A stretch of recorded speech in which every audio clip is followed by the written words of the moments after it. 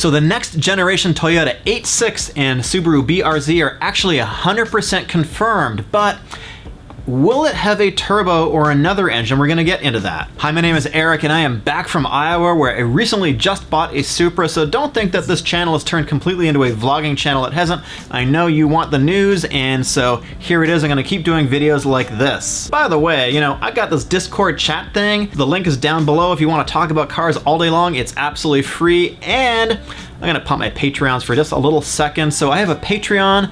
That means that if you join, you can get early access to videos. I've got a merchandise store that I'm opening up at 50K subscribers, which is pretty darn soon. There can be discounts on that merch and also early access to videos, and I'm gonna try to get a monthly chat going. So the link is down below. If you wanna support it, super awesome. If you don't, hey, let's check out the rest of this little story on the 86. So Toyota has absolutely confirmed 100% there will be a new 86 and BRZ combo.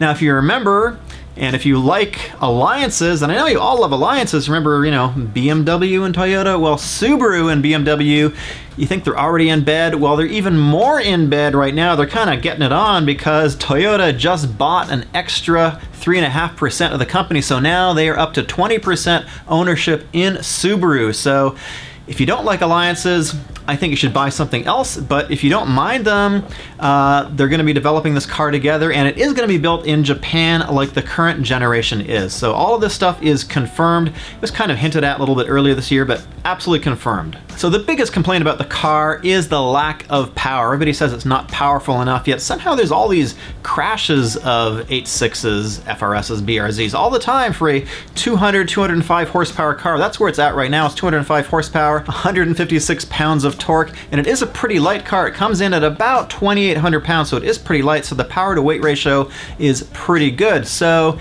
is this combination, are they gonna up the power? Are they gonna leave it about the same? Let's look at this. There's a Japanese car publication called Best Car Web, and they are reporting, it's all in Japanese by the way, but you know, my amazing translation skills, because I'm a native Japanese speaker, as I'm sure you can tell by the color of my skin. They are reporting that it is going to have a 2.4 liter called the FA24. Now this engine already exists.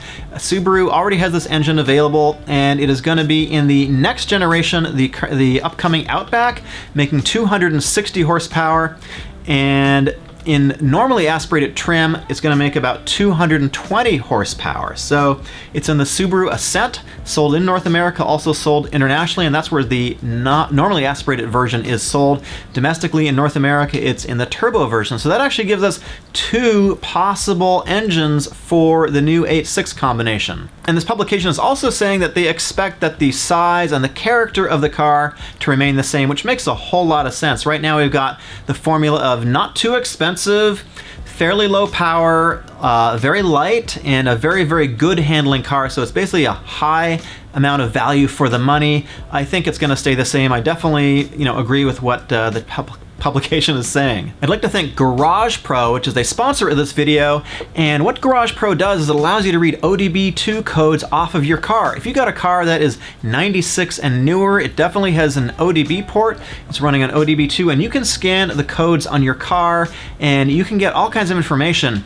Specifically, you know, you can diagnose the car and see what's wrong with it. What's nice about this app is that you can email them directly from the app, and they will respond in a few hours and give you more specific information about that diagnostic code. That's something that the other apps don't do. It also has lifetime support, which is super cool, and in the near future they're going to have phone support in the USA and Canada as well. So it's definitely my go-to if you've got an older car. Let's say you do have an 86 or a BRZ or an FRS or something like that, you want to know what's wrong with it, Garage Pro is the way to go. There's a link down below in the description for a discount. Thank you so much. So Car and Driver is saying they think that it's going to have the turbo engine. I don't know what their rumor mill, where they're getting that information from. That's what they're saying. Don't know that I completely believe it. I think we do have two options, but again, that engine has 260 horsepower, 277 pounds-feet of torque, and what is also really important is everybody thinks that this car is going to be rear-wheel drive, and it's also going to come with a manual transmission. Yes. Save the manuals, although not enough of you are buying them. It's going to have an automatic as well. Again, the formula is lightweight, rear-wheel drive, manual transmission, all the good stuff. So here's another big question, the platform. So the current platform, it's pretty light, it's pretty stiff, it's a pretty good platform. If you've driven the car, personally, I love it, I think it's fantastic. If you've driven it, you know it is a great platform. So the architecture of this car, what is it gonna be based on? So we got the current architecture, which of course it's a very stiff chassis, it's very light, it's pretty nimble if you've driven them. It's really an awesome car, awesome handling car, that's where the focus is. It's really a car that helps you develop as a driver. I think that's the most important thing to remember. You know, the amount of power it has is not amazing. If you're sitting in traffic, it's not that exciting, but if you're on a canyon, if you're on a track, if you're anywhere with curves, it's a really, really great car. So are they gonna keep the current architecture, or are they gonna move over to this new generation architecture called Toyota Next Generation Architecture?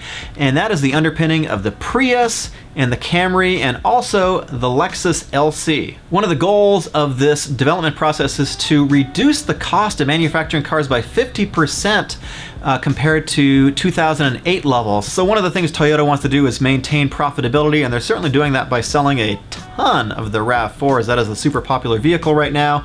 A little bit difficult to get, and I've even heard of some dealers charging markup on that. So they want to keep profitable, so they can do things like the Supra, which is also a collaboration. Well, I'm sure you guys have an opinion on that. You can leave that down below. But also down below, leave me your comments. Do you think it's going to be turbo or naturally aspirated? And I can kind of see it both ways, and let me give you my take on it. Everybody has been complaining about the lack of power. Not everybody, but the people who complain, which is a lot of people. And you know, so the basic philosophy behind the car when it came out was inexpensive, fairly easy to drive, fairly low limits of everything including grip, fairly low power. People still manage to get into trouble, and that is the basic formula. It's a car that is inexpensive to produce because it's a lighter car. You don't need massive components. You don't need a super heavy duty frame to handle all of the the power and so forth. The Supra, for example, it weighs a lot more. Officially it weighs about 3,400 pounds, but it's about 33 and change with a quarter tank of gas. Much stiffer architecture, much higher levels of power, and they're designing it so people can mod it. Are they going to keep it in that sort of light level, like the Miata, for example, like the current 8.6, or are they going to add power to it? And here's the argument for adding power. You've got a lot of competition. Specifically, I'm going to go through these. So the base price of the 8.6 right now with about 205 horsepower is $26,700. There's deals right now, $3,500 off. You can get it for $23,000 new right now at the end of the year. Amazing deal. You got the Mazda Miata, 181 horsepower, $25,700 for the Sport Edition. You've got the Fiat 124 Spider, 160 horsepower, 184 pounds-feet of torque, $25,400. By the way, I drove the Fiat 124 Spider Abarth on track. Fantastic. I got a video coming up. It's superb, actually. I loved it. The Camaro 1LT, the base Camaro, 275 horsepower, $25,000. It doesn't weigh as much as most people think. It's only 33.54 according to Chevy. The Mustang EcoBoost, $26,700, 310 horsepower, weighs over 4,000 pounds though, a little heavy. Subaru WRX, the obvious competitor, about $27,500, 268 horsepower, weighs 3,300 to 3,500 pounds. So we've got all these other cars in the same price point. We're talking North American price points.